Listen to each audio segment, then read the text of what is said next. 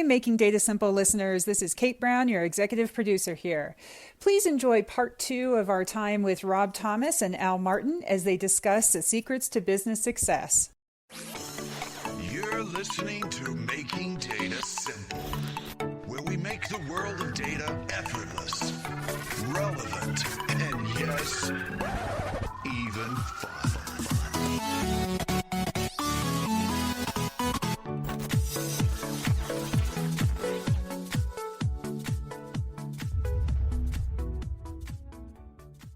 Hey, I want to take this and pivot. I want to ask you some specific questions. They're not necessarily personal questions. What they are is just your view on some of this, what we just went through. But is there any, before I do that, for our listeners, to get more information on everything we talked about, whether it's the journey to AI, whether it's, I'll put the keynote in the show notes, but is there any place that you would recommend that they go to learn more? Let me see. I think I wrote an article for the IBM Think blog when we announced Watson Anywhere and kind of the steps that help clients get along the journey to AI. So I think that's a good place. Okay. I'm pretty active on Twitter if you're into Twitter, so you can follow me there. Those are two good sources. All right, we'll put some more down in the show notes as well. So usually what I do is I do a lightning round and we have some fun, and we're still going to have some fun. But yours is going to be a little bit differently because I got some specific questions I want to ask you. And I find that the listeners really like this piece because it gets your more in-depth thoughts on some things. Like, by example, not so long ago, I spent some time with Paul Z and I talked just about leadership. And we came out with a bunch of sound bites like passion is your pulse, always offer to bet on yourself, vulnerability leads to confidence. There were several of them that we went through. So I just want to get your view on a few things on the technologies that we've just described. And look, I'll go easy, but first one is, what technology excites you the most? Is it AI? Is that what gets you up in the morning? What excites you the most? Quantum computing is intriguing to me. I think it will totally change computing, and it's way further out. Granted, I think we're the only company right now that has both hardware and software for quantum, so we're doing a lot of real work now. I think the groundbreaking outcomes for quantum are 2025 and beyond, probably. That's pretty exciting. And, more practical now, yeah, absolutely AI and kind of the things that we talked about. Good. So in your keynote, I think you had was it a JP Morgan story? You remember yes. that? The envelope? Will you mind repeating that story as well? It's an old story about JP Morgan, the investment banker. He's late in his career, and he's walking down the street in New York, and a guy walks up to him with an envelope, and he said, "In this envelope, I hold the secret to business success. And if you give me $25,000, I'll share it with you." Now, JP Morgan, I think he's the richest man in the world at that point. So he's thinking, I'm not going to pay this guy $25,000. But he said, I'll tell you what. He said, I'm a man of my word. If you let me look at what's in the envelope, and I agree that it's truly the key to business success, then yeah, I'll write you a check for $25,000. So guy hands him the envelope. He opens it up. He reads it, pulls out a checkbook, writes him a check for $25,000 right on the spot. What was in the envelope said there's two secrets to business success. Number one, every day make a list of the things that have to be done. Number two, do them. It was that simple. Yeah, I thought it was pretty good. If I was Chris Farley right now on Saturday Night Live, I'd say, is that true? So there is great wisdom in simplicity. And go ahead. I was going to say, what I take away from that story is there's a lot of people that run around doing things. Everybody's got 100 or 1,000 items on their to-do list. But if you haven't actually done the thinking to cull that list and say, these are the things that have to be done. That phrase was very specific. It wasn't things that could be done. It's the things that have to be done. And then you do them. It is a secret of success, without a doubt. So I'm going to put you on the spot then, because I hear you. That leads to my next question is, how do you apply that principle in what you do, whether it's your life, business, or whatever? How has it benefited you? And I guess more specifically, how do you evaluate what's important in your day to work on? Because I know you've got a ton of stuff heading your way. How do you prioritize? The way that I think about this, the metaphor I would use is you need a compass more than you need a map. A map says go straight, go right, go left. It's very precise directions on how to get somewhere.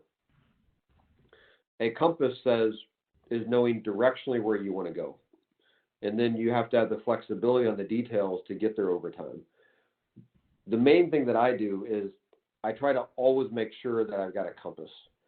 And that comes in a few forms. Personally, it's New Year's resolutions that I write down every year. I've done that for quite a while.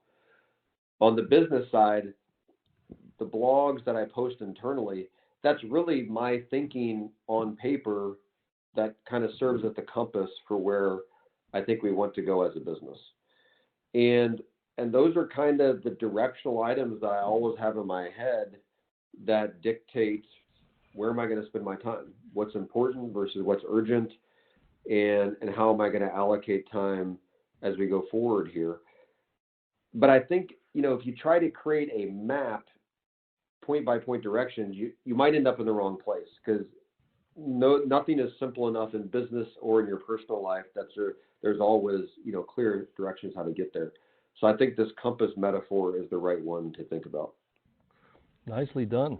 And I swear to the listeners, I threw that off the cuff. I'll throw this off the cuff too. Do you write every day? Do you get up and do you have a set time that you're writing every day to formulate those thoughts and set that compass? I don't. I wish I did. I haven't made that a priority yet. The reason I say that is I hate when people say I don't have time, because I think everybody has time. It's a question of whether or not you've made it a priority. So I always urge people, don't ever say you don't have time for something, because that's just maybe a more polite way of saying it's not a priority. So the answer is no, I don't write every day because I haven't made it a priority. I do think it's really valuable to do that. Probably the closest I get to that is I do read a lot. I do take a lot of notes. So I kind of always have thoughts germinating, some of which end up, written out in a longer form, many that don't. So I'd like to say I keep a log of all the things that I'm thinking about, that I'm reading, that I think are important, but I don't always turn that into writing every day. But that must not be completely true, though, man, because you've written 2 books, so you must have had some kind of rigor in getting those books done. I actually write really fast. The hard part for me is doing the research and knowing what I want to cover. The actual writing piece I can do pretty fast. Meaning, if I've kind of taken notes on a topic over a week or so, like I know this is something I want to write about because I've been thinking about, the actual sitting down and writing it is probably 30 minutes or an hour. Even if it was like a chapter of a book. Like I for whatever reason, I can write very quickly. That doesn't mean it's good. But I can write good enough very quickly. It's the part before that that's difficult, that takes a long time for me. And then after you do that, then figuring out how to edit it, that takes a while too. So the writing itself is probably the easiest piece for me. It's the research and the editing that takes more time. Fair enough. You say you read a lot. Do you have any goals? Is that part of your New Year's? Do you set a number of books that you want to read, or you just read? I did that one year, and that was a mistake for me, because I realized that I just became obsessed with completing the goal, which means I didn't choose longer books. I flew through books it was like all of the shortcuts that humans take when they set a goal and they're hung up on hitting the goal. So I've decided that's not a good goal. The thing about reading to me is doing it every day. So I read every night before I go to bed. That's without a doubt. I try to do some reading in the morning as well. That's not every day, but that's most days before the day kind of takes off. And reading it's like compound interest. It's about doing a little bit all the time consistently. It's not about, hey, I'm going to go carve out 3 hours for reading, because most most people aren't going to find space for that. But two is that it also, at least for me, I can't even sit down and read for 3 hours straight. It kind of becomes a drag. So to me, it's about regularly doing it. And that comes pretty naturally to me at this point.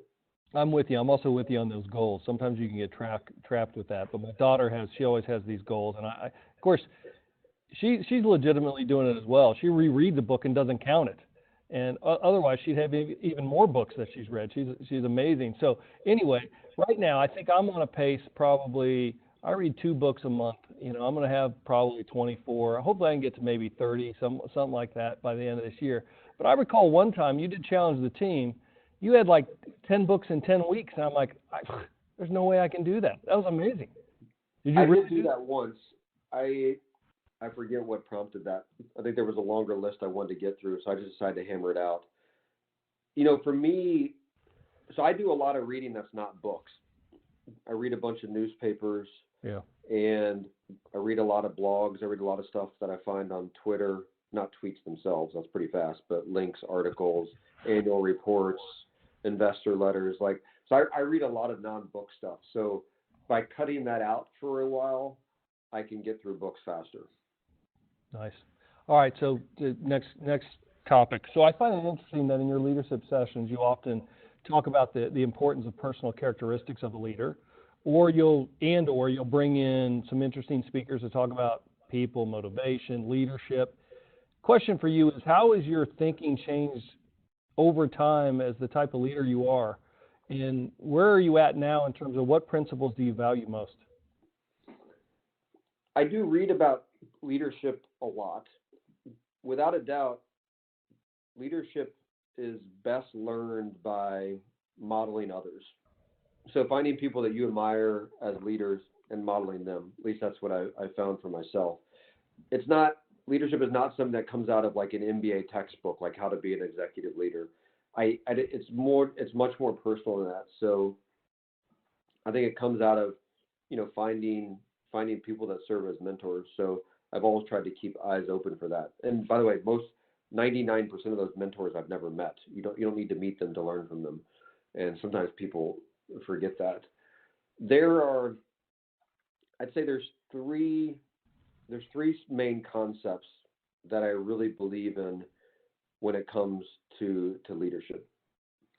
First of all is, imagine I'm drawing a line on a whiteboard right now, and there's behaviors above the line, and then there's behaviors below the line.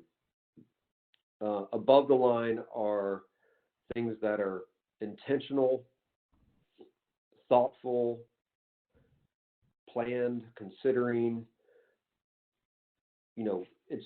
That's above the line. Below the line is things that are reactive, resistant. You're on autopilot, just kind of going through the motions. The number one job of a leader is to stay above the line all the time. And it really changes how you can work with people and how you can lead if you're staying above the line. And it starts by just understanding kind of the notion of, is your behavior or how you acted in that meeting or what you said, was that above the line or below the line? That's a really helpful model for me to think about. And, you can see people that are constantly below the line. They self-destruct, they get isolated. So that's one model that's helpful for me. I think, similar to what you described there, similar to, I think, the book 15 Conscious, I don't remember what it is, Steps to Conscious Leadership or something, above the line and below the line. What is, if there's a book, since you read a lot, is there any book that, from leadership or even philosophy, I don't care, that you find that's one of your favorite that you always go back to and maybe use it more than any other? I think John Wooden's book is amazing. It's called Wooden. I mean, he's from a very different era than now, but what he calls his pyramid of success, it's a timeless model for thinking about leadership. That one sticks out to me. I'll check that out. One of the ones I still like, I'm sure you've read, is Mindset. You've probably read it multiple times.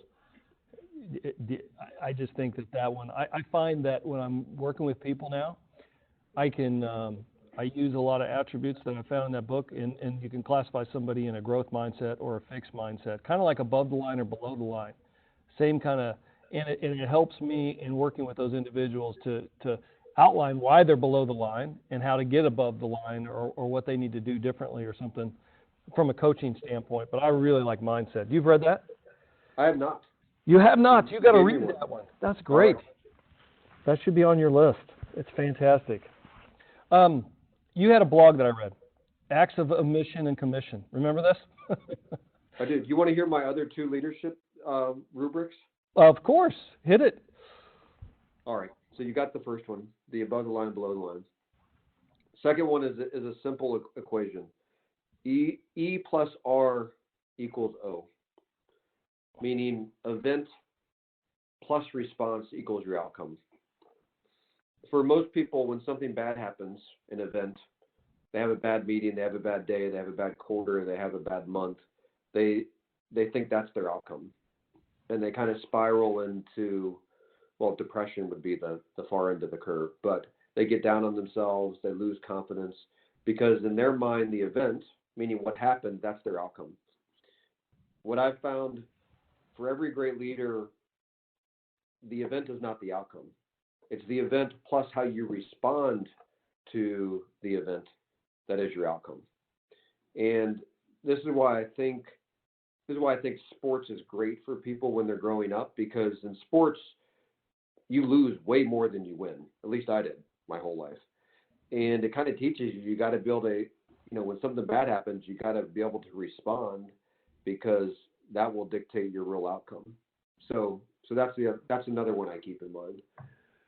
And the last one is more about teams, and I think this is generally true. The model, I call it 10-80-10, which is in any team you lead, 10% of the people are the absolute stars. They're always above the line. They're always doing all the right things. They're strategic, but they're execution focused. They're doing all the right things. That's 10%. 80% is solid. You want them on the team, but they're not 10%ers.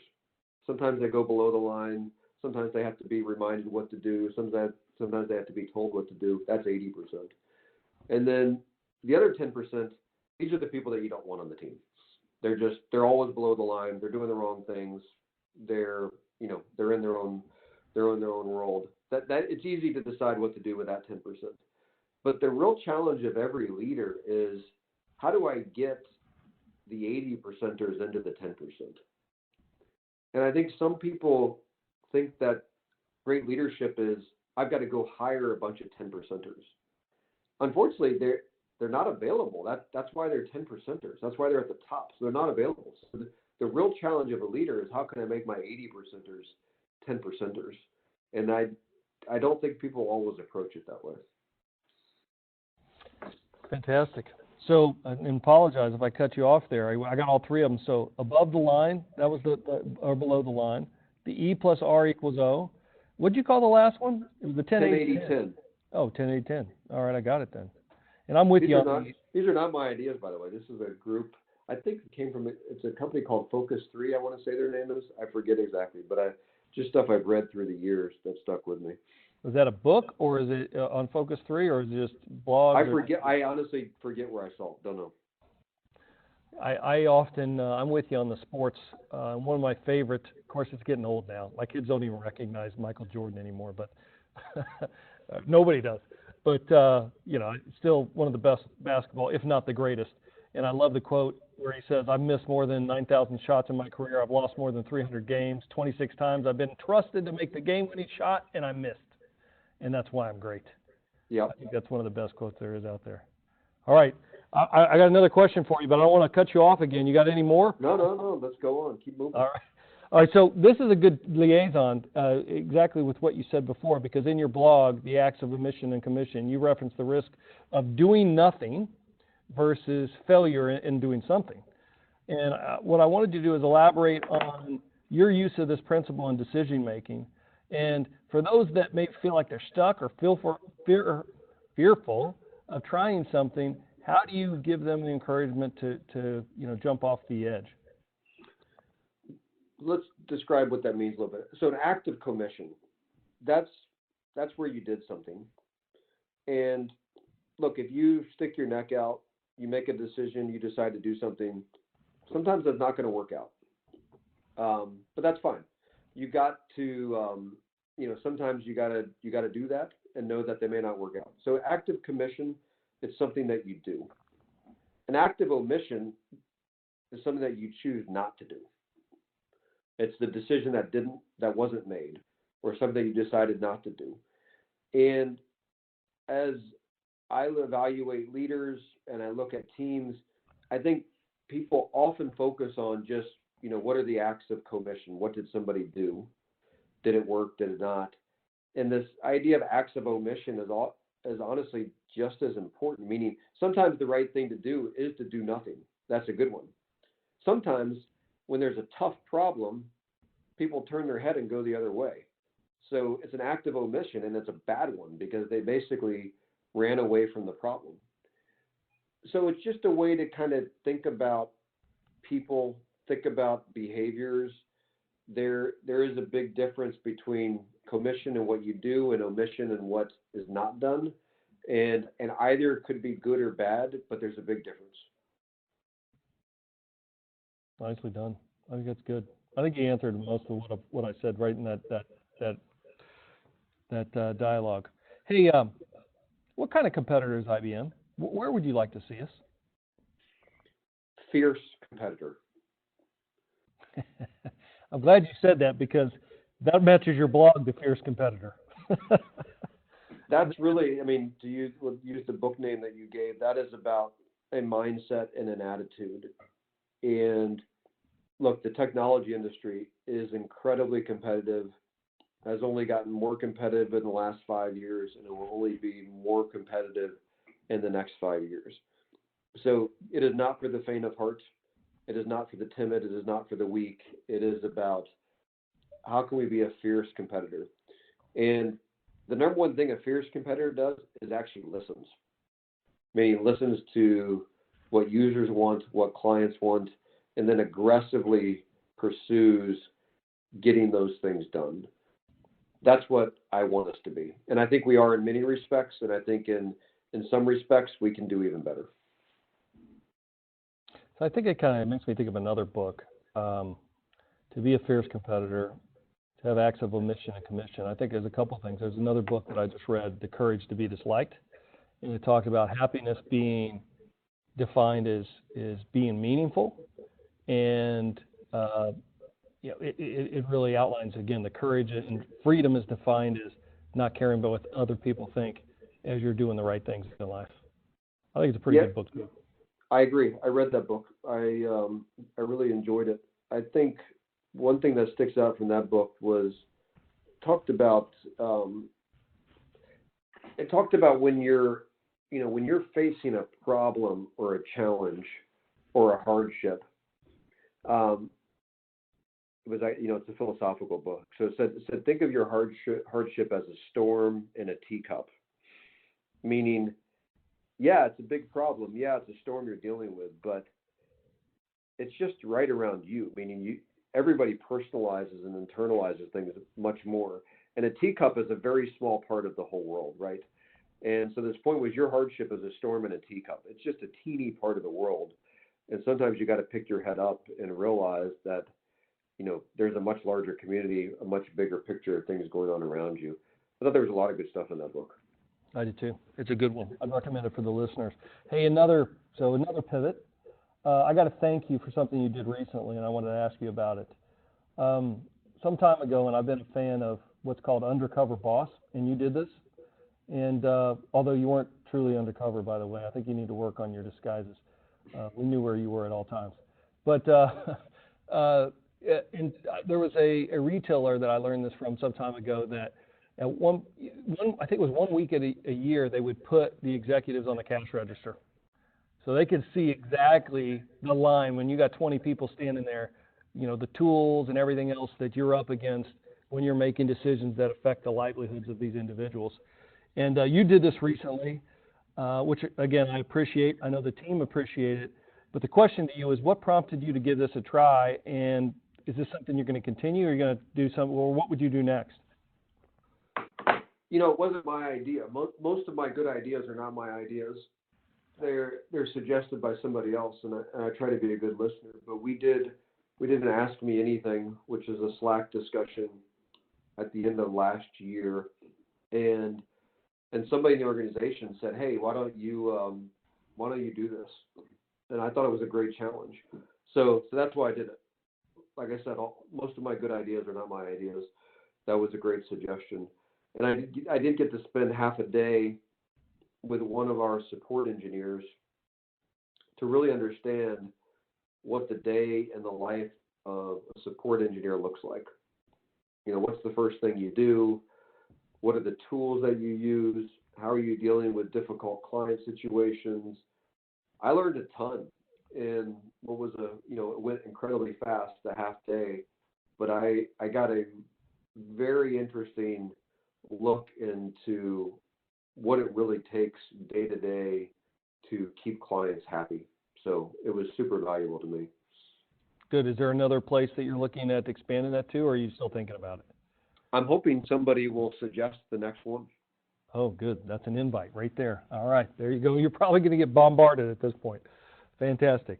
Hey, I think we may already talked about this, but there's one tweet that you sent from Michael Crichton that I thought was interesting, and I'll repeat it to the listeners here. It says, if you want to be happy, forget yourself, forget all of it, how you look, how you feel, how your career is going, just drop the whole subject of you. People dedicated to something other than themselves, helping family and friends, or a political cause, or others less fortunate than they.